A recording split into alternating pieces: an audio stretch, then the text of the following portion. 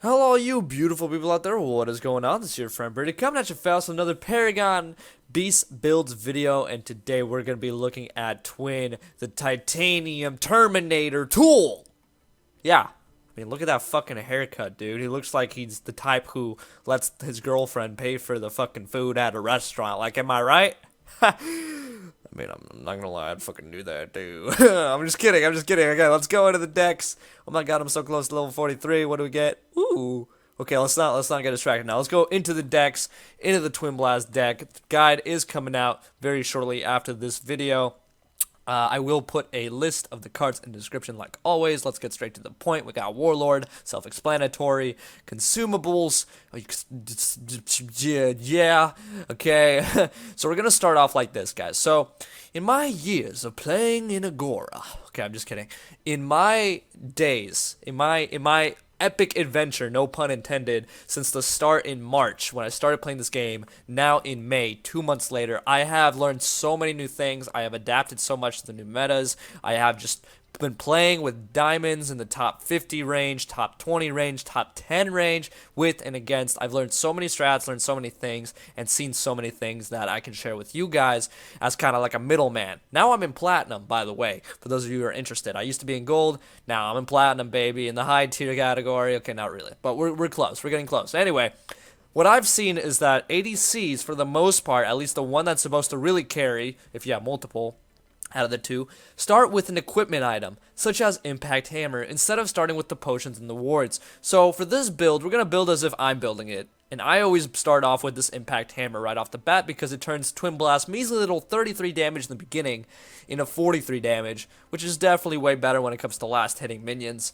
right off the bat, and also dealing some damage in the beginning. So start off with Impact Hammer, and we're going to slot this with 3 strikes, okay? We're going to slot it with 3 strikes just right off the bat. Pretty typical. The next thing we're going to do is another one.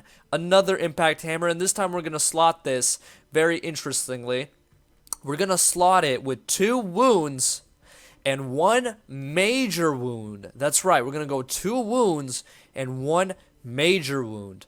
And then, once, usually when you have, let's see, you'll get 4 points. So if you slot it with 2 wounds, after you get 3, you'll have 1, and then you slot it again, so you have another 1. So anyway, after you're done upgrading this, you're going to have 2 points left over, right? We're going to spend those next 2 points on Redeye Nitro, which happens to be a 2-point card. So it works out really well. Okay, that's why we can use that 3-point major wound instead of another regular wound right off the bat. Now, if you don't have Impact Hammer, you can substitute it for Spirit of the Rifthunter, but you do need about 4. Whether it's 4 Impact Hammers, 4 Spears, or a mix of both, you do need 4 of those in this deck. And this deck is pretty original. I've been doing this, I've been making this deck on my own without looking at anybody else. So, yeah, it's pretty nice. So, let's go on, moving on forward. So then we have our Redeye Nitro, like I said. We're going to upgrade this with 3 major kinetics, okay? This is the machine gun build, I like calling it, because you put on 3 major kinetics and then you get an auto attack off every 0.4 seconds with your Redeye Nitro, or not your Redeye Nitro, but your Nitro ability as Twinblast. You get up to 0.3 attack speed on your basic attacks, 3 times faster than Murdoch can or Sparrow can, especially if they just build crit and damage and not attack speed, which is crazy and is going to be so good with this build later on with this next card. Now, for this next card, I used to think that it was optional, but after playing more games with Twin, it's not really too optional. I like going with Lifesteal 4th. Now, I usually go with Lifesteal 5th, but here's the thing with Twinblast, okay? Twinblast does not deal much damage. He attacks fast, he attacks often, and he has a lot of chance for crit when he attacks so often. So when we built this Impact Hammer with wounds, we ended up with 40% crit chance at this point in time. Redeye Nitro gave us 44% crit chance. I'm pretty sure if I did that math right, 24. Yes, okay, I did do that math right. So 44% crit chance at this moment in time. Okay, now you get Hunger Maul, and you slot that with 3 greater drains. And not only does it give you lifesteal, but it also gives you a 50% crit bonus. Now, at this moment in time, 44% crit chance might not seem like a lot, but think about it. Twinblast is shooting 3 shots before Murdoch and Sparrow can pop off 1, which means he has 3 times the chance of landing a crit compared to them if they have the same percentage of crit. Now, if they do have a higher percentage, let's say 60%, then Twinblast should be, statistically speaking, on par with this crit. He should at least hit a crit every third shot.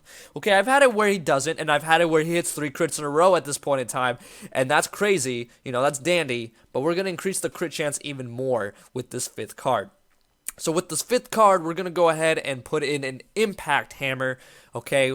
And now we're going to go 2 Greater Wounds, okay?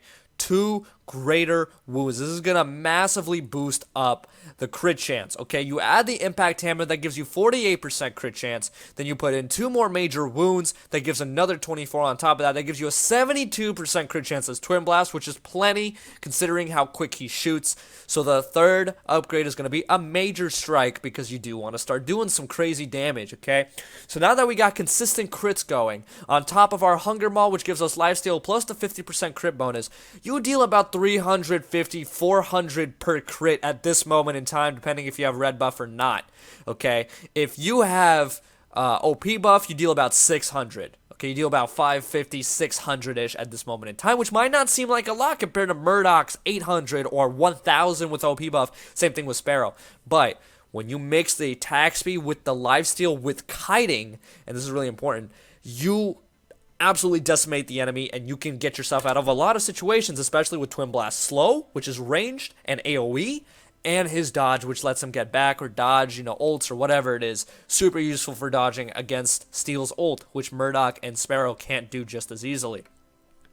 Now, what is kiting, for those of you who don't understand? So kiting is when you are in a gunfight or in a shootout or whatever it is you're doing. You're fighting the enemy, and you are moving, strafing in some sort of way, in a pattern that continuously makes the enemy miss their shots.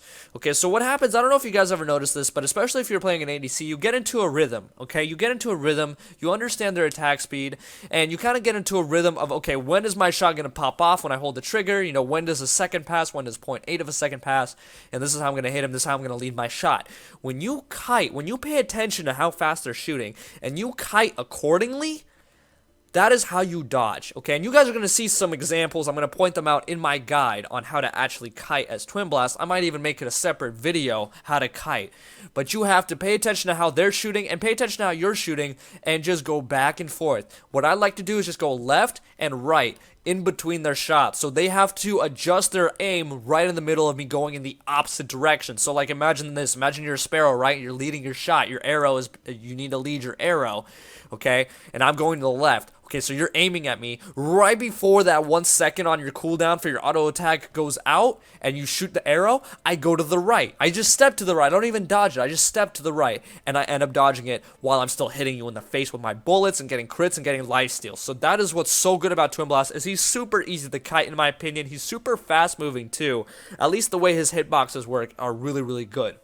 So you really need to know how to kite well if you want to be a dastardly Twinblast, dude. I've seen some crazy Twinblasts. I've played with diamonds that main Twinblast. It's just ridiculous what they do. It's absolutely insane. So knowing how to kite with that is really important.